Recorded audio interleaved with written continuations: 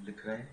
दादा भगवान कहते हैं दुनिया में सबको बनने की इच्छा है, तुमको मिटने की इच्छा होना चाहिए।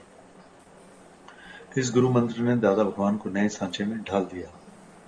दादा भगवान ने कहा, गुरु मुख से मेरा नया जन्म हुआ है, जन्म को कौन याद करे। दादा भगवान का इश्क अपने गुरु से ऐसा हो गया था कि लागी छूटे ना। दादा भगवान को गुरु ही सारा टाइम याद रहते थे, सो जगत आपे पीछे होता गया है। ये मेरा दादा भगवान कहते हैं, लिख रहे हैं दादा भगवान। दुनिया में सबको हेडलाइंस है, डू नथिंग बी नथिंग। दादा भगवान कहते हैं दुनिया में सबको बनने की इच्छा है, तुम्हें मिटने की इच्छा है। इस गुरु मंत्र ने दादा भगवान को नए सांचे में ढाल दिया।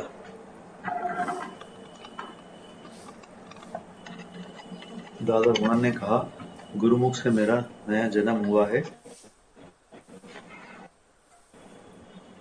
अब अपने पास को, पुराने जन्म को कौन याद करे। दादा भगवान का इश्क अपने गुरु से ऐसा हो गया कि लागी छूटे ना। दादा भगवान को गुरु ही सारा टाइम याद रहता था, तो जगत अपने पीछे होता गया। गुरु मंत्र फिर पढ़ते हैं दादा भगवान का। दादा भगवान कहते हैं दुनिया में सबको बनने की इच्छा है।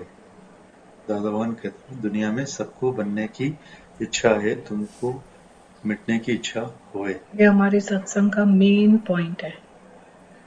आप कितना भी कोई भी आर्ट ऑफ लिविंग कुछ भी करो, पर वो आप ऐसा बनोगे कि हमें ऐसा नहीं, ऐसा बनना चाहिए।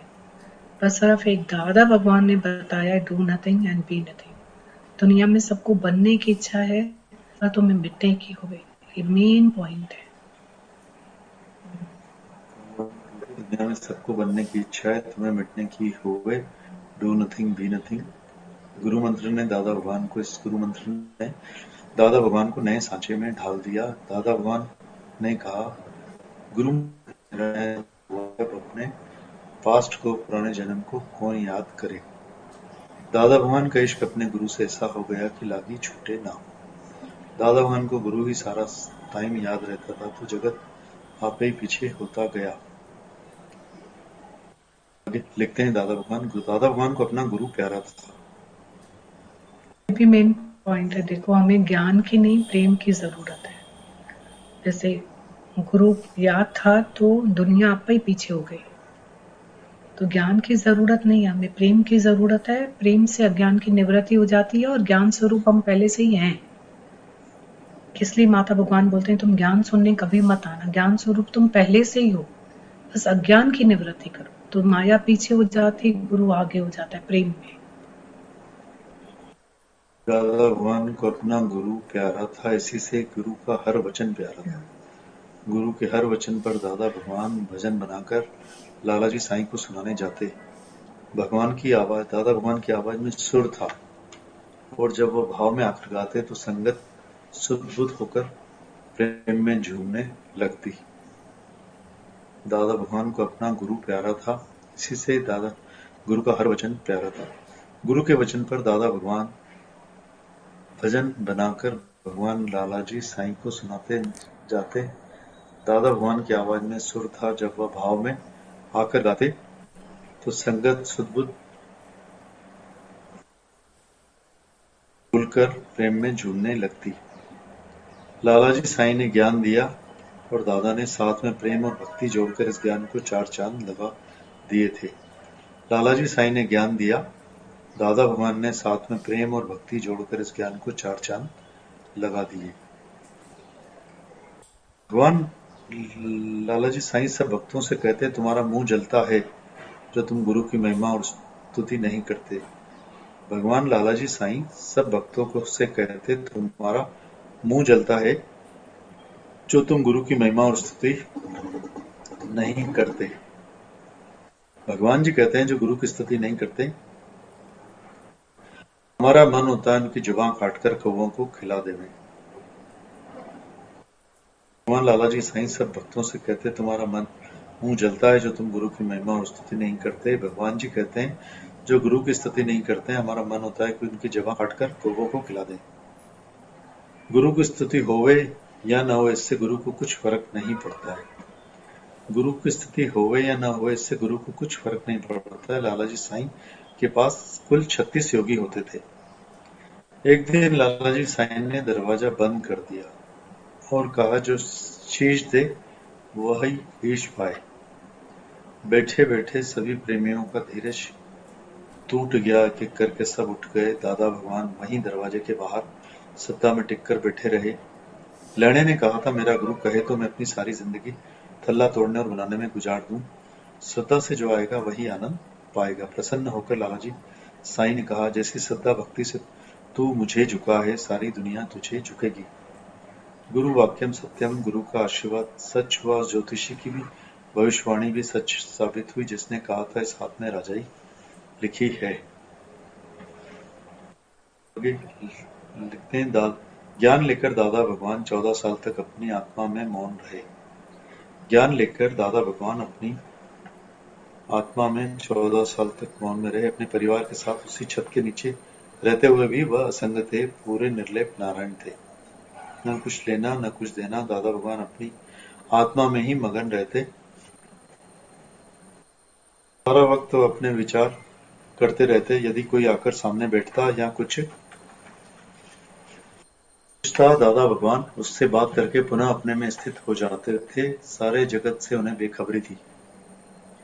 बाद में जब कोई उनसे पूछता था, दादा ज्ञान लेकर आप 14 साल मौन में क्यों रहे, तो वो मुस्कुरा कर कहते, मुझे पिछले 14 दिनों की 14 मिनटों की भी बात याद नहीं। 14 साल पीछे की बात कैसे याद करूं। उन 14 और तब हर घट में उन्हें भगवान ही नजर आया। आहे अब अजी घड़ी सभागी, मिंजी सुमित सोई सुरत जागी। दादा भगवान योगियों को कहते, तुम अपने सारे गम मुझे भेज दो। दादा भगवान की शक्ति और आनंद देखकर जिज्ञासु कहते, कोई जन्म से ज्ञानी बनकर पैदा नहीं होता। दादा भगवान योगियों को कहते, तुम अपने सारे गम मुझे भेज दो। दादा भगवान की शक्ति आनंद देखकर जिज्ञासु, कोई जन्म से ज्ञानी पैदा नहीं होता। जिज्ञासु कहते, कोई जन्म से ज्ञानी बनकर पैदा नहीं होता, उसका अपना पुरुषार्थ और तपस्या फलीभूत होती है। हमने किया, तुम भी कर सकते हो। मरे मंगन और मुक्त न हुए, यह मुमकिन नहीं है। और दादा भगवान बताते थे कि पहले हम कहते थे, माँ बाप ने नाम रखकर मुसीबत कर दी है, जो महान नाम भूलता ही नहीं है। अब तो खोजता हूं तो भी नहीं मिलता है कि मैं कहाँ हूं। दादा भगवान हमेशा कहते थे, अपने इस मन से खबरदार रहना। यह नीच मन किसी को भी नहीं छोड़ता है। यह तो गुरु पर भी शक करके पाप कर्म बना लेता है। और दादा भगवान इस मन के दुष्ट कर्म सबके सामने खोलकर बताते थे।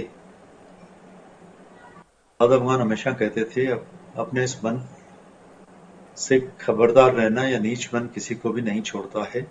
यह तो गुरु पर भी शक करके पाप कर्म बना लेता है। और दादा भगवान इस मन के दुष्ट कर्म सबके सामने खोलकर बताते थे। एक बार दादा भगवान अपने गुरु के पास आए। सीढ़ियों में उन्हें पाला नाम की लड़की मिली, जो लालाजी साईं को मिलकर आई थी। दादा भगवान ने अपने गुरु से पूछा, पाला आई थी? लालाजी साईं ने बेध्यानी में कहा, कौन पाला? दादा भगवान को शक हो गया था कि पाला आई थी। यह बात गुरु ने क्यों छुपाई। बाद में जब अपने साथ बैठकर विचार किया तो दादा भगवान बहुत पछताए कि ब्रह्म ज्ञानी तो सब में अपना आप ही देखता है। ब्रह्म ज्ञानी के लिए नाम रूप है ही नहीं। दादा भगवान अपने इस दुष्ट मन को दूसरा दुष्ट कर्म बताते थे। एक बार लालाजी साईं ने वाणी में कहा, तुम्हारा मन तन धन गुरु का है।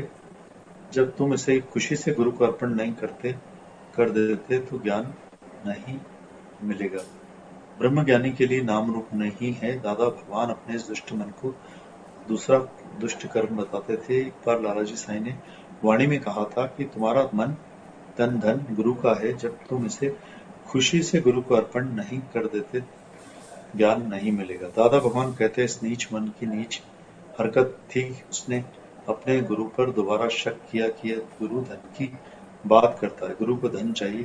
दादा भगवान के भीतर शंका उठी थी कि उसी समय लालाजी साईं ने गरज कर कहा, तुम्हारे अंदर पाप है, तुम्हारा मन शंका करता है। दादा भगवान हिल गए। गुरु के पास एक्सरे नजर है अंदर का भाव पढ़ लिया। दादा भगवान को निश्चय हुआ कि मेरा सच्चा गुरु है। उनका हृदय आनंद से भर गया। दादा भगवान को सच्चे सदगुरु की तलाश थी, वो प्राप्त हो गया।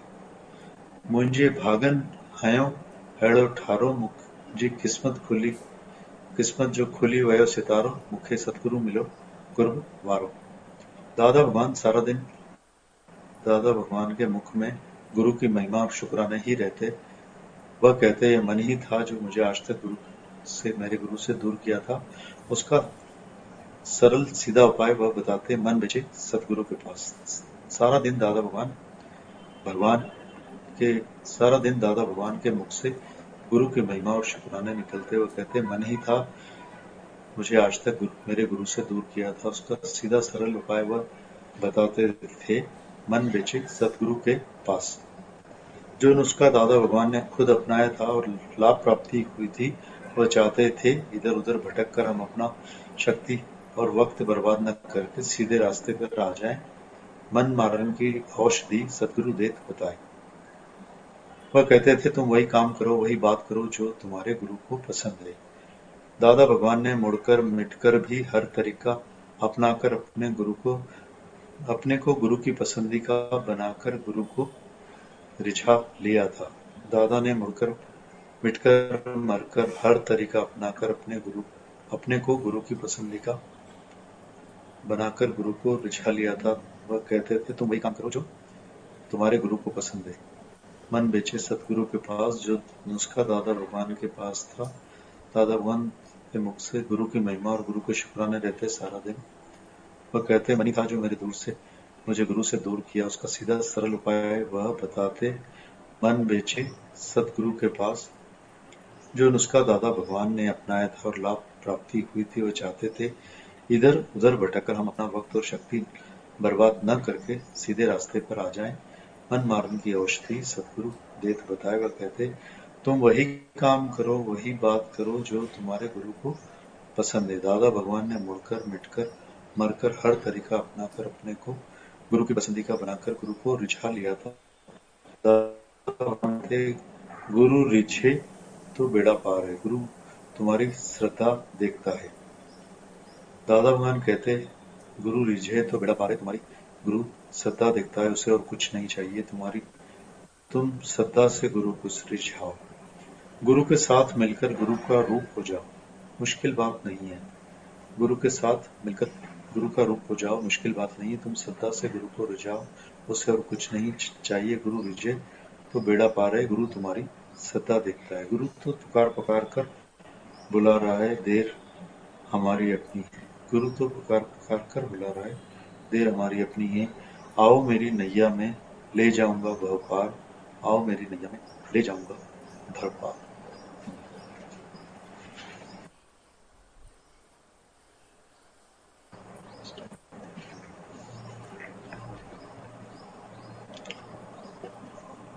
ये पूरा प्यार है दादा भगवान का हमारे लिए, कितना बड़ा उनका आदर्श है,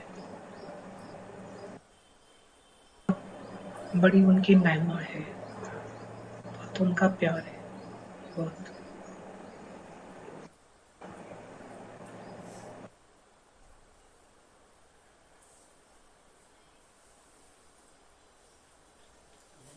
हरिओम जी भगवान। हरिओम। हरिओम।